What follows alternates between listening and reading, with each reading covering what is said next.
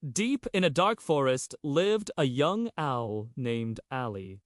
He was very shy and preferred being alone. All the other animals in the forest were too busy with their lives, and Olly was too scared to get to know them. "It's best to stay hidden," he thought, "then no one can be afraid of you or try to be your friend." So Olly spent his days alone in his tree, watching the other animals from afar. One day a big storm came to the forest. The wind blew, and the rain poured.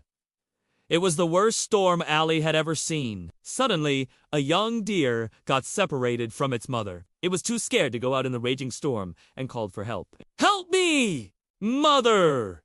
it cried. "I'm lost, and I'm scared."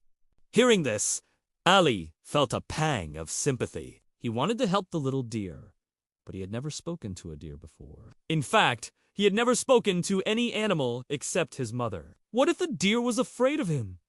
What if it tried to attack him? All these thoughts raced through Olly's head, but seeing the deer all alone and scared in the storm, Olly knew he had to do something. Taking a deep breath, he flew down from his tree and said in his loudest voice, "Don't worry, little deer. I'll help you find your mother." The deer looked up at Olly with wide eyes and said, "Thank you, kind owl. I'm lost and I can't find my mother anywhere." "Don't worry," said Olly. "I have sharp eyes. I'll be able to find her easily." And with that, Olly took off into the dark, stormy night. The deer watched him go and thought to himself, "I hope this owl is as smart as he is." Brave. After searching for a while, Olly spotted the mother deer. She was frantic with worry, calling out for her fawn. "Help me!" cried the mother deer. "My baby is lost and I can't find him anywhere." "Don't worry," called back Olly. "I have found him. Just follow me." The mother deer thanked Olly and quickly followed the sound of his voice. Soon they were all flying and running together through the dark forest, and the fawn was soon reunited with his mother. The mother deer nuzzled her baby and thanked Olly for his help. "You are a true hero, Olly," she said. "You saved my baby and me." Then she turned to leave, but Olly called after her, "Wait, I want to ask you something." The deer stopped and turned around. "Yes, Olly," she said kindly. "What is it?" "Well," said Olly, I have never spoken to a deer before. Are you my friend?" The mother deer smiled and said, "Of course you're my friend, Olly. You helped me when I needed it most. That makes you a friend of mine and of all the deer in the forest."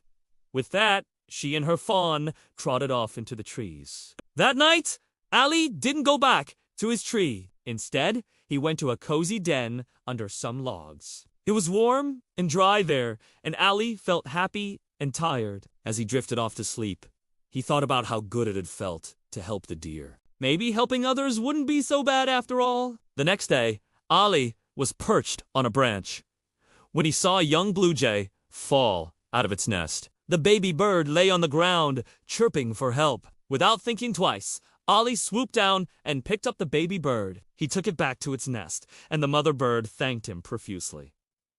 "You saved my baby," she cried, "but how can I ever repay you?" "No, please," said Olly. I just did what I could, but you must teach my friend Emma how to fly. She's all grown up and it's time for her to learn." The mother bird happily agreed, and soon Emma was soaring through the sky with the other birds. As the days passed, Olly helped all the animals in the forest. He guided a lost rabbit back to its burrow, helped a squirrel find food for its babies, and even saved a family of field mice from a hungry fox. Oh, the animals loved Olly, and he made many friends along the way. One day, Olly was sitting on a branch with his friends when he saw a young deer jump over a log. It was the same fawn he had helped during the storm. "Hello, Olly," said the fawn. "I was looking for you." "Why, Olly?" said the fawn's mother, who was with him. "Are you going to thank him again for saving your life?" "I never thanked him properly," said the fawn. "I wanted to tell him that, because of his help. I'm not afraid of the storms anymore. In fact, I love the rain now." Olly blushed and said, It was nothing really. I'm just glad you're not scared anymore." The mother deer nudged her son and said, "Come on, silly! We're going to the great oak tree. Would you like to come with us?